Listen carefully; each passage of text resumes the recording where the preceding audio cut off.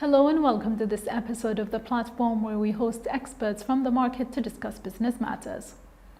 E-commerce has shown substantial growth momentum in Bahrain thanks to the advanced ICT and logistics infrastructure, efforts to promote the digital economy, and the tech-savvy population. Statistics show that for the period between January and September, e-commerce transaction value in Bahrain has grown 36% in 2022 compared to 2021, recording a 966 million Bahraini dinars. With the increase in the number of customers converting to online shopping, e-commerce is expected to continue its growth trajectory. But what are the untapped potentials of e-commerce in Bahrain, and what are the challenges? To speak about this, we are joined in the studio by the Chief Digital Officer of Homiez, Mr. Sadeq Abdulrasool. But first, let's watch this report. The majority of consumers in Bahrain have tried online shopping, whether to order food, buy cosmetics, or even electronics and home appliances. Some people converted entirely to online shopping, while others still prefer traditional shopping. Today, we will ask the customers in Bahrain about their preferred shopping method. I prefer shopping in mall because it will be for the quality and for the sizes. I prefer to check. In mall shopping. And why is that? Because I can see the outfits better and if they fit me and the quality too. For me, I think online shopping because there is no tax, sometimes it's also include delivery. It's more cheaper in here, but sometimes we find some good offer in the mall, like and there is a discount or something. It's depends, but for me, I go with online shopping. Online shopping. And why is that? Time saving. It's two-door, and most of the countries it's more cheaper. Yes, I would rather the traditional shopping. And why is that? It's more interesting for me to just to look and go and Sometimes like that, sometimes like that. Because in the online, I can find, I stay in the house, I find what I want. But if I come here, I can check. Also, I can use the t-shirt like that, the shoes, I can see the real.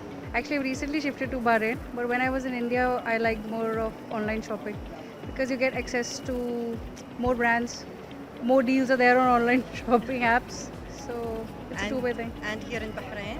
In Bahrain, I like coming to the malls because malls have got many brands and you get a chance to walk also and spend time on weekends. As it is, there are less options. Less as in outside options are less because of the summer heat earlier. So it's nice walking and shopping. Mall is also good. I like both Okay, why? because I can shop by by sitting down with online, and it's cheaper and they bring it. I don't have to walk around. Then, but for for in-mall shopping, I like trying on clothes, seeing how they would look on me. Back to the studio with my guest, Mr. Sadeq Abdulrasool. Sadeq, thank you for being with us here today. Thank you very much for hosting me. To start, let's talk about your platform. It's a locally built e-commerce platform that's been there in the market since 2018. How do you describe the trend and the base of customers in your platform? I mean, when it comes to the number of users and their age group. Sure. Bismillah ar-Rahman ar-Rahim. First of all, thank you very much for hosting us into that session. Since 2018, we had started to look into what does the people likes, what does the people wants, and now any business they are looking into the market, they will start by finding a problem, then solving this problem.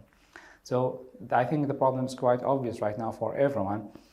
Unlike many of the businesses or industries, we have a proven growth globally for the need of conducting an online business.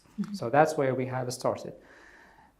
Definitely for any business, when you are starting, you'll find a resistance from everyone. Resistance for everything, not only for the concept, but even for the idea itself. you are providing a new experience, unlike the experiences that they tend to use on their daily uses. Since that, for our customers, for our users, we have been doing a quite good job. Without going into year by year the timeline, but after right now almost 5 years of the business, we have been able to have more than 80,000 customers, and the customers I mean buyers in Bahrain. Yes. And one of the figures that I like always to mention, that we have knocked more than 100,000 addresses in Bahrain, because nowadays everyone have at least 2 addresses. Yes. Office address, house address, my parents' address, my Correct. friend's address, and so.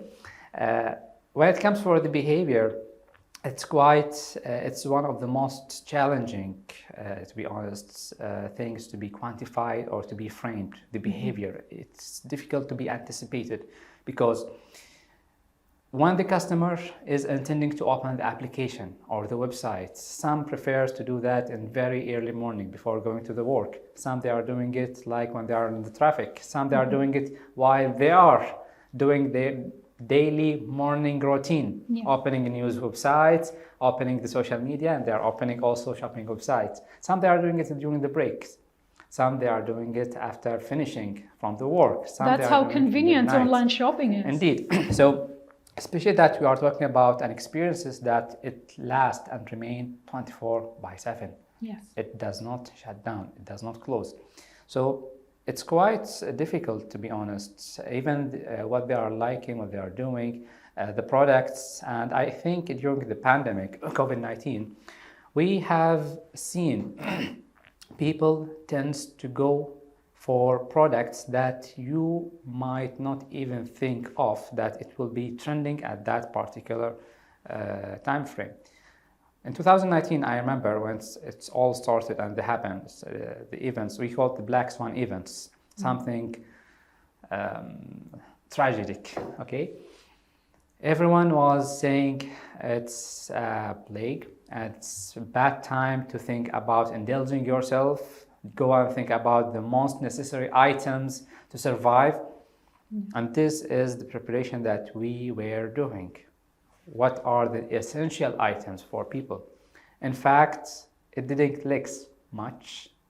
What clicked more was cosmetics, perfumes, grooming items and products. People wanted to feel good about themselves. Indeed, there are no longer salons, no spas.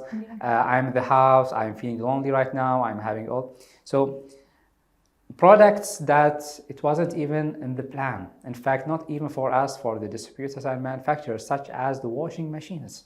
Yes. And by just doing a small research, we figured out the reason why the washing machines was one of the most trending products back to that time, that many people, they used to take their clothes, chores to the laundry. Yes. So now I no longer trust the laundry. I need to do it by myself. The dish washing machines. Now I don't trust the restaurants much. I need to cook by myself. And so in fact, during COVID-19, we have seen, not only locally, not only in Bahrain, not only in our platform Homiez, but globally, a huge rise in the e-commerce. And yes, definitely this rise, it will not remain, it will go down. But at least people, they had what we call the disruptive feeling.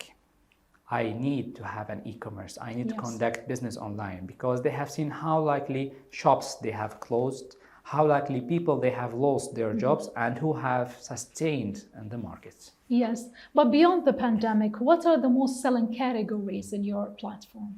After 5 years of doing the business, we have started almost in all categories, except for what we call the fresh food, like pizza, shawarma, etc. There are other players in that. We have seen home electronics, household appliances is the most clicking category for everyone. Reason why, it is quite popular product. I need a fridge, I need microwave. I do feel how it does looks like. I know what I want. I can't see the specification. In fact, in the same time I'm reviewing the product, I can see all the details related for that product, unlike the offline experience. Yes, I can, for example, I can open the microwave, I can see 2 lines of content, but I can't see much. I need to bring someone to keep asking all the questions that perhaps I don't know the right questions. If right now I will talk about the capacity of microwave. Is it by cubic meters? Is it by liters? Is it by etc. Apart from that, since 2020, we have paid an attention for what we call the lifestyle products, such as the cosmetics, the sport equipments and accessories, because this is what people they are living and doing every day. Yes. This is even when it comes for the watch. We have a watch, we are classifying them as a jewels, and we have watch what we call them accessories. Yes. Now, even I think this is the concept of swatch, your second watch. It's not your everyday watch, it's your second watch. So these products have a high attention from everyone. In fact, most of these products are emotional products.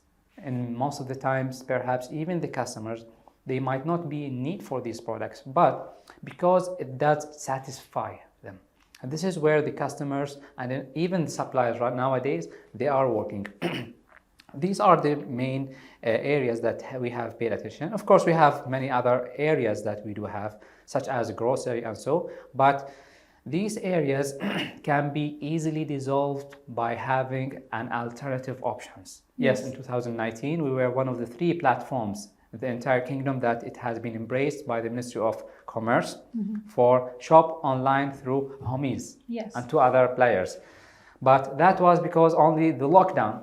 Now we don't have a lockdown, so it can be affected easily by any other factors. Yes. Touching upon something that you mentioned, which has to do with the pandemic and how it's increased people's likelihood of shopping online. Now, in the post-pandemic, people still go to physical stores. Even during the pandemic, some people had, as you said, some resistance to online shopping. Some people still prefer going to physical stores. They say, for instance, we'd like to try things on, to touch things and see how it feels. How do you, as a e-commerce platform, try to attract this segment of customers? What we call the brick and mortar or the offline shops or the physical shops, different terminologies, but we are referring for the same experience of, I call them the walk-in customers. They like to open the door or to have the sliding door open for them. They enter. They like what we call the look and feel. I want to touch the product. I want to smell the product. In fact, there's even to taste the product. Yes. We are living nowadays in the digital era. We do have the omni-channel experience. Yes, definitely the offline experience will be always there. Now we are in 2022, 2025, 2029. I remember one of the reports, they were saying it will be there until 2035. So we are talking about 12 years later, it will still be there. But the experience itself, it is quite anticipated. It will be quite changed. Now, if I'll go for the automotive showrooms, it's no longer it will expecting that you will see all the models with multiple colors there. You might see only one single model. Yes. The rest, most probably you will see it through AR, or you will see it through mixed reality. So this is the material. This is one single car. You can see it. The rest, now wear glasses. Now we can check different colors, different options, the prices, and so experience started to get changed.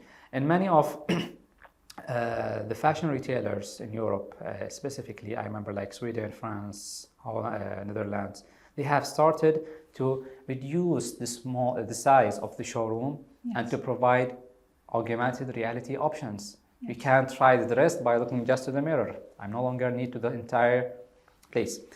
The technology is there, and although that even by having this technology, it might not enhance much in your business without having an integrative model. What I mean by that, let's assume right now you have been to the shop, you have tried 5 different dresses, you like them, you took some snaps, let's see guys how it will look like in that dress and so, but you have left the the showroom. You Yes. did not buy anything. Now I do have a disconnected experience. How can I enhance this experience? By looking for all the options in the market, I would say it can be started by personalizing this experience, by profiling this experience.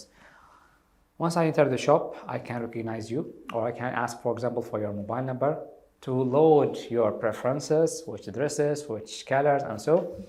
Now, even when you are leaving the shop, I can still communicate you, tell you like, for that dress that you have tried longer, or you have tried, or you have taken pictures or so, we have an offer for you.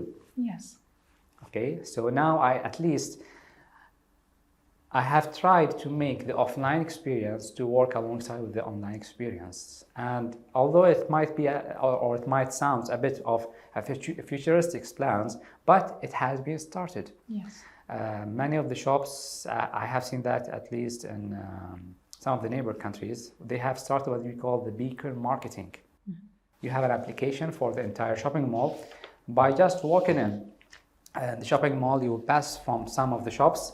Now you will get notifications, like we have an offer, we have new arrival products, and so. Interesting. Now, based on which of these you have interacted, you will get like a personalized messages, banners, advertisements in the application, in the website, in the email, and so. So I don't see much of competition going on between offline and online, although it was there before, because now it's all how to complement each other. Many of the luxury brands, in fact, although that they are having their website or application, but they don't tend to sell offline. Yes. They tend to sell, online. They tend to sell inside the shopping stores. Yes. Reason why? It is part of the product experience. So it is all about how each other it will complement Each other. Going back to something that you mentioned, going inside the store, trying the dress on and taking pictures and posting them on Snapchat or any other platform. This is very true. Actually, the average use of social media in the MENA is one of the highest in the world. It's well above the global average. It stands at about 3.5 hours per day. How can businesses capitalize on that, since people are so attached to social media? It's quite expected, since that in the MENA region, or in fact in the Gulf region, we do have the highest, or one of the highest penetration rates for even the internet. Correct. So, and now all the segments, even my grandfather started to use the internet and calling us video calls all the time. Yes. So we are living in different ages right now. Social media, it's what started to be the next revolution. We are done with the Industrial Revolution. We have lived through the information revolution. Now we are living in the social revolution. Yes. Everybody is getting socialized. Who thought like the giants in the world, they will start to have accounts in Instagram and Facebook and Twitter, in fact, even in TikTok. Correct. My thoughts until the beginning of the year, TikTok is just for people, sorry, I'm so sorry to say that, but would love just to have fun or to share some comedy entertainment videos, purposes. entertainment, and so. But now I have seen even companies, large companies, corporates, they have started to have an account into TikTok. So with people spending all that time in the social media, it is like the biggest pool for any business to tap into to find the customers. Customers, it might be different types of customers, existing customers, or to fish for a new customers. In fact, now the right businesses, or the smart businesses, they will start to do a research, or what we call the social listening from social platforms. Correct. I am providing right now perfumes. Well, from hearing what the people are saying and to posts into groups, into communities, I might develop a newer perfumes right now. So it's all about the interaction and participation model that I might think of. So definitely, especially in Bahrain, I would say, I have heard a foreigner who came recently. She is an investor from China. She said, I lived like more than 20 years in the United States and Europe. For doing a business, we need to Google anything. In Bahrain, we need to Instagram anything. Correct, yeah. It's totally different. Yes. If you are intending to go for any restaurant, before checking where it is, you will open their Instagram to see their pictures, their menu, their prices, and so. So it's totally different when it comes here.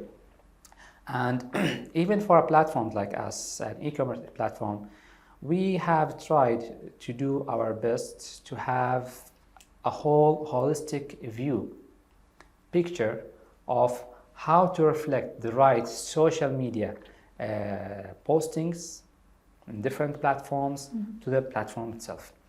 Especially like right now, one of the recent interviews that they have done with the VP of e-commerce for Walmart, they have said, is Amazon your competitor? He said, no, Amazon is not my competitor. WhatsApp is my competitor. Yes. Instagram is my competitor. It became that powerful. It became that powerful. In fact, even I think the American Congress, the US Congress, they were debating all the time, like these companies, they are becoming overpowered and very powerful to a level that they might have a bigger influence than the governments. Yes. To that particular level. So it's all about how can you benefit to the maximum from such a platform. Especially like I used to say that over and over, it is free until now. Yes. You don't have much of limit of postings or getting insights and so. Although that right now there's a lot of debates about we are the products, nothing for free and so. Yes, but this brings me to my next question, which has to do with the concern about the data protection. Here in Bahrain, we have a personal data protection law. How do you view this data protection law in fostering e-commerce in Bahrain? Do we say it fosters e-commerce in Bahrain or does it restrict it? Definitely, I think this is one of the philosophies behind having laws, regulations, principles.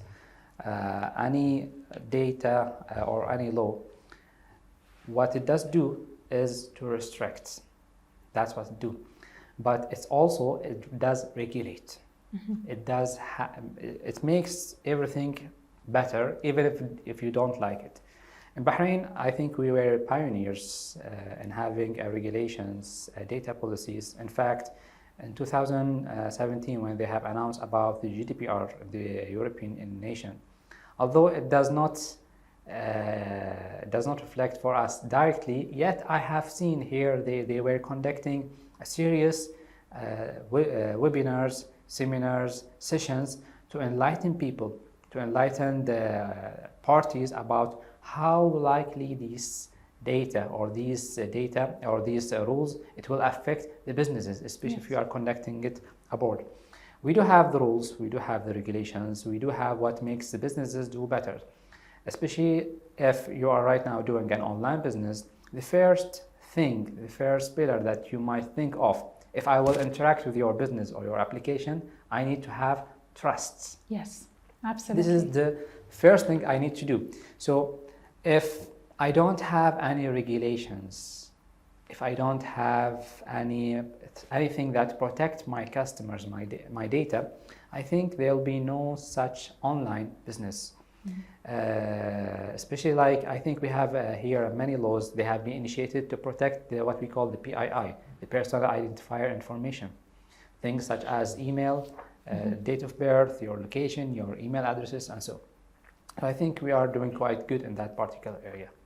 Right. This brings me to my final question. Oftentimes we hear about the gap in the market, the gap between the market demand and the skills of the workforce. The government has already commissioned many initiatives to tap into this gap, including the educational institutions who are revising their programs to match the market demand. How about the private sector? What role does it play in bridging the gap between market demand and the skills of the workforce? Well, there are a lot of areas which is getting initiated day by day, especially we are talking about a very, very evolving, changing rapidly industry which I will call technology, Yes. digital. The day that you are starting to think about how to implement cryptocurrency, for example, at the level of the country, you will get many different technologies right now is getting popped up, and people they are started to talk about it. People they start to talk about where's the regulations, where are the rules, and so it's getting quite very fast. In fact, Gartner, they have even initiated what we call the Gartner hype cycle. All the technologies are getting like classified. There are technologies who just started in the market. There's who has been at the top, but they might even fall. If you remember, we had back then the TVs with 3D glasses. Everybody was quite hyped about it. Where is it nowadays? Yes. Nowhere. I believe by understanding the market, by being part of the market, with having all of these technologies, all these means we have many gaps. Here where I think there are a lot of opportunities. Government, they do have their agenda, they do have their program, and they do have their obligations, and so. Yet, if right now I will talk about NFT, for example, I was quite happy to hear like Bahrain was one of the first countries in the region to have an NFT exhibition. Yes, correct. That was something nice. The government might not have been interacted much with such, yet it was initiated with private sector. We have seen like many different institutes, they have delivered programs, tailored program, customized program to fill a gap. Yes. It was an opportunity. Let's talk very clearly about that. It was a commercial opportunity for many of the people.